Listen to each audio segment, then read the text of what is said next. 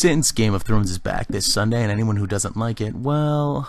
Yeah, I'm fucking better than you, okay? Much better than you. You are garbage, okay? Enemies to the east. Enemies to the west. Enemies to the south. Enemies to the north.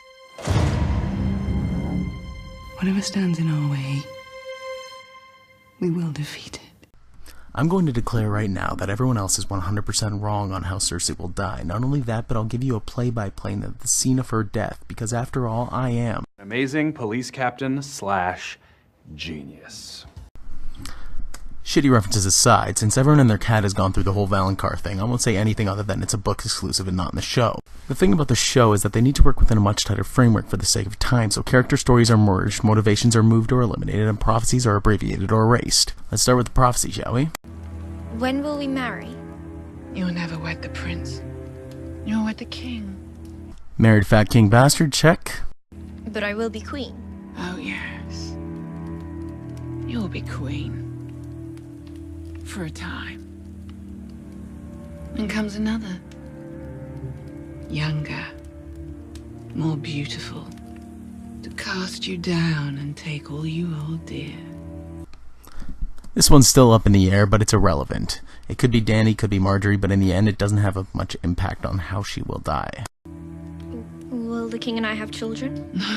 The king will have 20 children. And you will have 3. That doesn't make sense. Gold will be their crowns. Gold. Their shrouds. And that's it. 3 dead kids later, you have a complete prophecy. Cue the cliche laughter.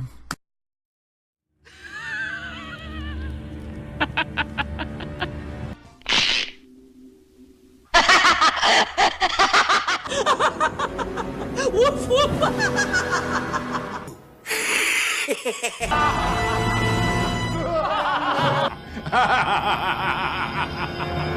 Even though the valonqar prophecy wasn't part of the show, I can't see the directors not slipping in an Easter egg for the loyal book readers, so let's stage the scene.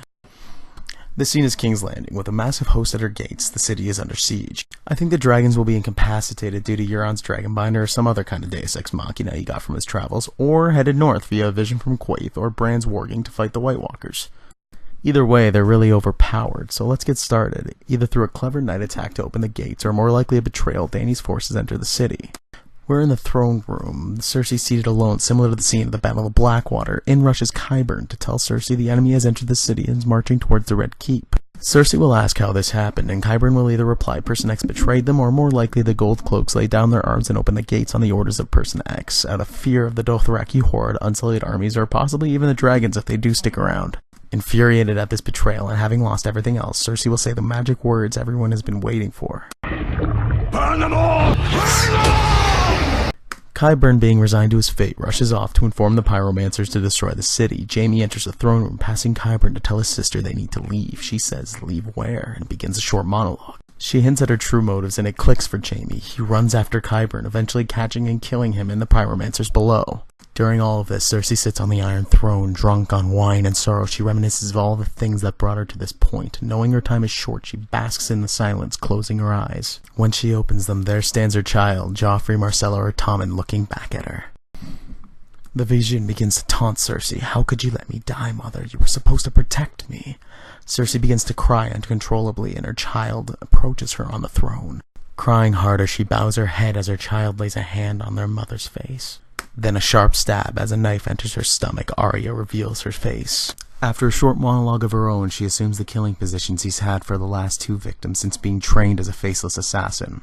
Setting her blade to Cersei's throat, she looks ahead to see Jaime entering the Great Hall, coming to confront the Mad Queen. Arya smiles and slices Cersei's throat from ear to ear, throwing her gasping body down the steps of the throne before disappearing into the back rooms. Jaime runs to his sister, slowly dying from her wound, face covered in tears and blood, desperately uses his hand to put pressure on the wound and hold the bleeding, wrapping his hand around her pale white throat. Succumbing to his anger, he presses harder and harder, screaming at her for all that she's done has created this moment. Then she dies, and Jaime starts to sob over her corpse. He hears as his head is raised by his hair and his throat is cut as well, his body laying on his sister's, together in death as they were in life, as they both always knew they would.